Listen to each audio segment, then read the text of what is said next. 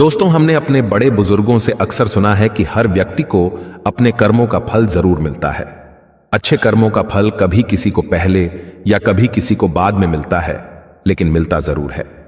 इस वीडियो में मैं आपको एक ऐसी ही कहानी बताने जा रहा हूं जिसमें एक व्यक्ति ने अनजाने में एक ऐसा काम कर दिया जिसके बदले यमराज को भी उसकी मौत टालनी पड़ गई। यह मानना तो कठिन है, लेकिन कर्मों का विज्ञान असल जिंदगी में भी फलित होता है। आज की इस वीडियो में आपको कर्म और कर्मफल के इसी रहस्य के बारे में पता चलेगा कि अनजाने में किया हुआ आपका एक अच्छा काम कैसे आपके बड़े से बड़े संकट को खत्म कर देता है। कहानी में आगे बढ़ने से पहले आपसे अनुरोध है कि हमारे चैनल वैदिक ज्ञान संगम को सब्सक्राइब कर लें और व्रत त्योहार में खाए जाने वाले शुद्ध फलाहार और पूजन सामग्री को प्राप्त करने के लिए डिस्क्रिप्शन में दिए हुए लिंक को क्लिक करें और कमेंट बॉक्स में जय श्री नारायण लिखकर परमात्मा को अपना आभार व्यक्त करें। दोस्तों, एक समय की बात है, किसी नगर में एक महान भिक्षु रहा करते थे। वह इतने बड़े संत थे कि वो किसी का भी भविष्य देख लेते थे। उन बौद्ध भिक्षु का सभी बहुत सम्मान करते थे, मगर समय के साथ साथ वह भिक्षु बहुत बूढ़े हो गए थे, इसीलिए अक्सर वह ध्यान में लीन रहते थे।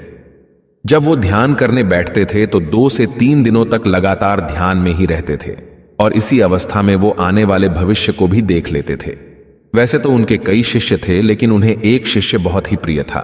एक दिन वो बौद्ध भिक्षु ध्यान में बैठे हुए थे, तभी उन्होंने अपने ध्यान में देखा कि आज से 10 दिनों के बाद उनके उसी प्रिय शिष्य की मृत्यु हो जाएगी। अपने शिष्य की मृत्यु को देखकर वो विचलित हो गए और उनका ध्यान टूट गया। ध्यान से बाहर आते ही उन्होंने अपने प्रिय शिष्य को तुरंत बुलवाया और उससे बड़े ही प्रेम से कहा कि मैं तुम्हें अगले 9 दिनों तक की छुट्टी दे रहा हूं। इन 9 दिनों में तुम अपने घर जाओ, अपने परिवार से मिलो और वहां पर सभी के साथ रहकर आओ। शिष्य ने जब अपने गुरु के मुख से यह बातें सुनी तो वो खुशी से उछल पड़ा और अपने घर जाने के लिए तुरंत ही मान गया। मगर जाने से पहले उन बौद्ध भिक्षु ने कहा कि मेरी एक बात ध्यान रखना, तुम्हें 10वें दिन शाम होने से पहले यहां पर वापस आना होगा। उस शिष्य ने हां में सर हिलाते हुए कहा, ठीक है गुरुदेव, मैं 10वें दिन यहां पर शाम तक वापस आ जाऊंगा। जब तक मैं नहीं हूं, आप भी अपना ख्याल रखिएगा, क्योंकि अब आप वृद्ध हो चुके हैं। आश्रम का यदि कोई काम हो तो आप मेरे आने तक इंतजार कीजिएगा, उसे मेरे लिए छोड़ दीजिएगा। मैं घर से वापस आकर उन सभी कामों को पूरा कर लूंगा। इसके बाद वह शिष्य अपने गुरु से आज्ञा लेकर अपने घर की ओर चल देता है। गुरु अपने प्रिय शिष्य से उसके अंतिम दिनों में अलग नहीं होना चाहते थे, मगर उन्होंने फिर भी उसको जाने की अनुमति दे दी। गुरु की आंखों में अपने प्रिय शिष्य को खोने का बहुत दर्द था। आश्रम छोड़ते समय उनका शिष्य इतना प्रसन्न था कि उसने एक बार भी मुड़कर गुरु की ओर नहीं देखा और अपने घर की ओर तेजी से चल दिया। घर जाते समय शिष्य के रास्ते में एक नदी मिली। उस नदी के किनारे चींटियों के बहुत सारे टीले बने हुए थे, जहां लाखों चींटियां रहती थीं। उनमें से कुछ चींटियां लगातार टीले के अंदर जा रही थीं और वहीं पर कुछ चींटियां उस टीले से बाहर भी आ रही थीं। कुछ चींटियां एक दूसरे से टकराकर अपना रास्ता बदल दिया करती थीं। यह सब देख उस शिष्य को बड़ा ही आनंद मिल रहा था। वह कुछ देर वहीं पर खड़ा होकर उन चींटियों का यह सारा कार्यक्रम देख ही रहा था। तभी अचानक उस शिष्य का ध्यान नदी की ओर गया। उसने देखा कि नदी का पानी धीरे धीरे बढ़ रहा है, जिससे जल्द ही नदी से आने वाली लहरें उन टीलों के पास पहुंच सकती थीं। अगर नदी का पानी उन चींटियों के टीले के पास पहुंच जाता तो बेवजह ही लाखों चींटियां उस पानी में बहकर मर जाती। जैसे ही उस शिष्य के मन में यह ख्याल आया, उसने तुरंत ही अपना कपड़ा उतारा और उस कपड़े के माध्यम से चींटियों के टीलों के चारों ओर एक गहरा गड्ढा बना दिया। बाद में उस गड्ढे से एक नाली का निर्माण किया जो सीधे वापस नदी में जाकर मिल रही थी, ताकि जब भी लहरें उन चींटियों के टीलों के पास पहुंचे तो उन लहरों द्वारा आने वाला पानी उस गहरे गड्ढे में भर जाए और चींटियों को बिना नुकसान पहुंचाए नाली के द्वारा वापस नदी में ही चला जाए। इतना करके वह शिष्य अपने घर की ओर चल पड़ा। घर पर पहुंचते ही उस शिष्य ने अपने माता पिता को प्रणाम किया और एक दूसरे का हाल चाल पूछा। शिष्य को अचानक से घर में देखकर सब बहुत प्रसन्न हुए। शिष्य भी अपने माता पिता और परिवारजनों के साथ रहकर बहुत खुश था। उनके साथ रहते हुए 9 दिन कब बीत गए ये पता ही नहीं चला। जब उस शिष्य को इस बात का आभास हुआ कि 9 दिन बीत चुके हैं और उसे अगले दिन शाम तक आश्रम वापस पहुंचना है, तो उसने 10वें दिन एकदम सुबह निकलने की योजना बनाई ताकि वह शाम तक आश्रम पहुंच सके। 10वें दिन सूरज की पहली किरण के साथ ही वह आश्रम की ओर निकल पड़ा। शिष्य को उम्मीद थी कि अगर वो तेज चले तो शाम तक आश्रम जरूर पहुंच जाएगा। इसी सोच के साथ वह आश्रम की ओर तेजी से आगे बढ़ने लगा। इस बार ना ही उसे भूख लग रही थी और ना ही थकान। चलते चलते आश्रम पहुंचने में शाम हो गई, लेकिन वो पहुंच गया। यहां गुरुदेव आश्रम में बैठे हुए सोच रहे थे कि अब उनका प्रिय शिष्य कभी वापस नहीं आएगा। जैसा कि मैंने उसका भविष्य देखा था, 10वें दिन वह मृत्यु को प्राप्त हो जाएगा, तो शायद अब तक वह शिष्य मृत्यु को प्राप्त हो चुका होगा। इस बात को लेकर वो बहुत दुखी थे और सोच रहे थे कि काश मरने से पहले आखिरी बार अपने उस प्रिय शिष्य को देख पाते। गुरु ये सब सोच ही रहे थे कि तभी अचानक दूर से उन्हें कोई आता हुआ दिखाई दिया। जब उन्होंने गौर से देखा तो अचानक चौंक गए, क्योंकि उनका प्रिय शिष्य आश्रम वापस आ रहा था। गुरु से रहा नहीं गया। वह तुरंत अपने आसन से उठे और जाकर अपने प्रिय शिष्य को गले से लगा लिया। लेकिन अभी भी वह आश्चर्यचकित थे कि आज 10वां दिन होने के बाद भी उनका शिष्य जीवित कैसे है।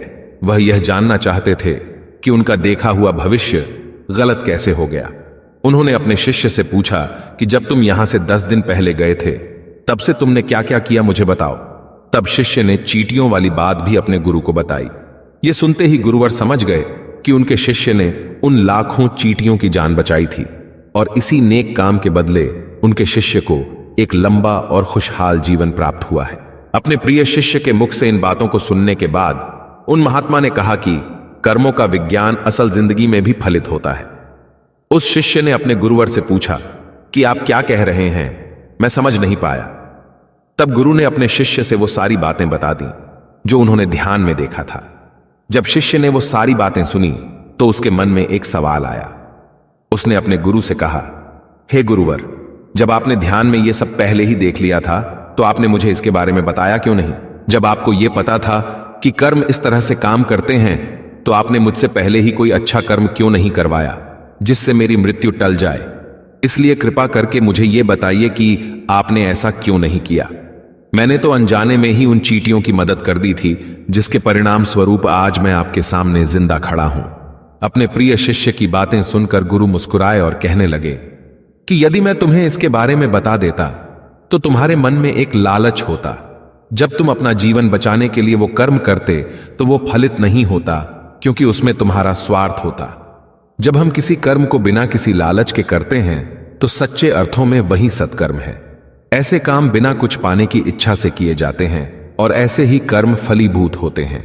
यदि मैं तुमसे कोई सत्कर्म तुम्हारी मृत्यु को टालने के लिए करवाता तो तुम्हारे अंदर ये लालच होता कि इस कर्म को करने के बाद तुम्हारी मृत्यु टल जाएगी।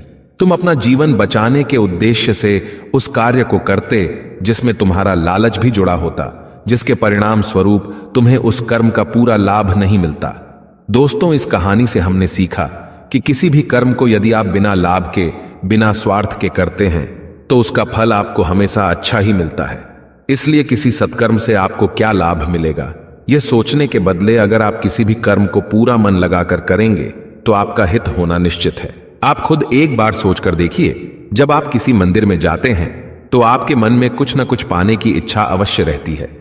आप सोचते हैं कि यदि मैं आज भगवान के सामने हाथ जोड़कर कुछ मांगूंगा और उनकी पूजा करूंगा तो इसका फल मुझे अवश्य ही अच्छा मिलेगा। इसके अलावा जब आप मंदिर के अंदर जाकर अपने दोनों हाथ जोड़कर भगवान को ध्यान करने की बजाय अपने मन में उन इच्छाओं का ध्यान करते हैं जिसके लालच में आप भगवान के पास गए हैं, तो क्या आपकी यह प्रार्थना स्वीकार होगी? इसका जवाब है नहीं, क्योंकि प्रार्थना तो वही स्वीकार होती है जो पूरे मन से सबके हित में की जाती है। उसमें आपका कोई लालच और स्वार्थ जुड़ा ना हो। ऐसी ही निस्वार्थ प्रार्थनाएं भगवान स्वीकार करते हैं। दोस्तों, यदि आप व्रत त्योहार में खाए जाने वाले शुद्ध फलाहार और पूजन सामग्री को प्राप्त करना चाहें तो डिस्क्रिप्शन में दिए हुए लिंक को क्लिक करें। अगर ये वीडियो आपको अच्छी लगी हो तो वीडियो को लाइक करें और अपने बंधु बांधवों को शेयर करें, और ऐसे ही वीडियोस को देखने के लिए हमारे चैनल वैदिक ज्ञान संगम को सब्सक्राइब करें। सर्वे शुभम भवतु। आइए मिलते हैं अगली वीडियो में।